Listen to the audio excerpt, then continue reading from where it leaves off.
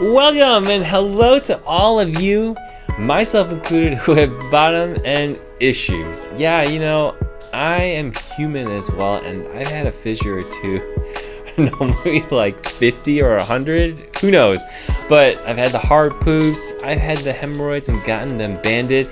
I'm telling you this because I am human.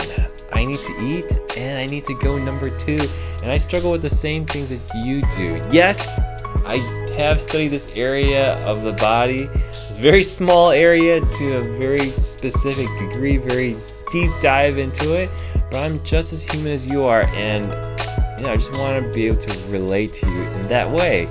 And today's chat is about we need to address the core problem, right? We don't want to address the symptoms or things that may be masking it. No more band-aids. We want to get to the central issue, and then we can get better. It's kind of like saying that we want to solve the issue of our roommate snoring at night, every night, and keeping you up, and you can't get any sleep. So you put earplugs in your ears, and that seems to kind of quiet down the snoring. But the problem is that you aren't addressing the problem. So what you needed to do was to grab a pillow and put it over your roommate's mouth and nose and squeeze it and push it on their face until it... Just kidding. But no, I don't. I'm not telling you to commit homicide. But you get my idea here. No more Band-Aids. What am I talking about? What issues? Well, it's about anal spasm. And many times with anal spasm, you're going to get some bleeding symptoms. You may get that sharp pain from an anal fissure that comes about. And many patients that I speak to track these things like, oh, there's a failure if you got pain going on, another failure if you got bleeding, and you're waiting for that day for it to never come back. But what happens?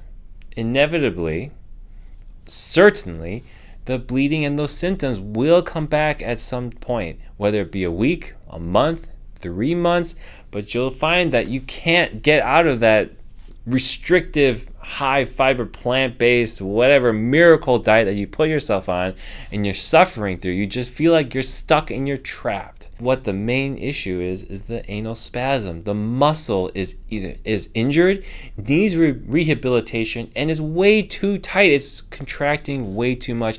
The behavior is been adapted to something that's not efficient, and it's trying to protect you, but it's doing it in the wrong way. And I promise you, your doctors will, most of them won't get it. At least I haven't heard of a single one that has gotten it, okay? And when you do that, you're going to see the doctor a lot. They're going to try and look at your fissure, your hemorrhoid, and they may see a cut there. And they say, oh gosh, it's still not there. We need to keep waiting. We need to try treatment. And if you've gone through other treatments, you know what they'll tell you? That you need a sphincterotomy. Or they'll say, oh look, everything is healed, everything looks perfect, I don't know where the bleeding is coming from. Maybe you need a colonoscopy, and you've had maybe 3 colonoscopies in the past 5 years. Or they'll say, gosh, I don't know, everything looks perfect, I'm not sure where that bleeding is coming from. But it doesn't seem to be the problem here. And all those things that they're telling you is that they're just trying to put Band-Aids on the situation. The thing is, the problem will not get addressed until the muscle is corrected. And as I said in my other videos, if you need that background, check them out on anal spasm. But the correction is pelvic floor physical therapy. Whoa, Dr. Chung, aren't you a surgeon? Like, I know you're a doctor, but I thought you were a surgeon. Don't you like cutting and taking people to the operating room? What the heck kind of solution is pelvic floor physical therapy? I mean, why are you trying to take business away from yourself, or what are you doing? And I've said this before, but I am the world's worst surgery salesman, okay? When it comes to anal spasm, in my opinion, surgery is the wrong answer. It's not the solution. You need to heal that muscle, strengthen it, and then be able to control it, which we're not born with that ability from birth. We need to be able to perceive and know if it is contracting or relaxing it, and then we need to train it to poop the right way. And this is the most time consuming and the most difficult part, because you need a professional to help you, to guide you, and to teach you these maneuvers, to put your finger, yes, in your bottom end. Yes, you heard me right.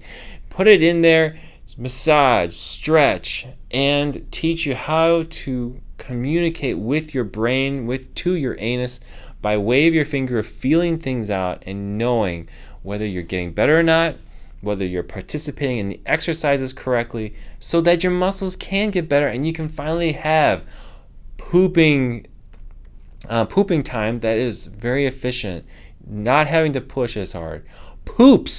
Turds that are not noodle thin or flat like a piece of paper. Instead, they're getting larger, they're getting thicker, and you feel like you feel like you don't need to compete with your 2-year-old child who has poops that are 5 times the size of yours. Yeah, I'm not joking you. There are babies who have bigger poops than you do. This is to enlighten you a little bit more about, don't drive yourself crazy with the things that they tell you on the internet, okay? There is probably in your situation, or there might be a bigger situation, bigger problem at hand that I suggest that you see a professional about, okay?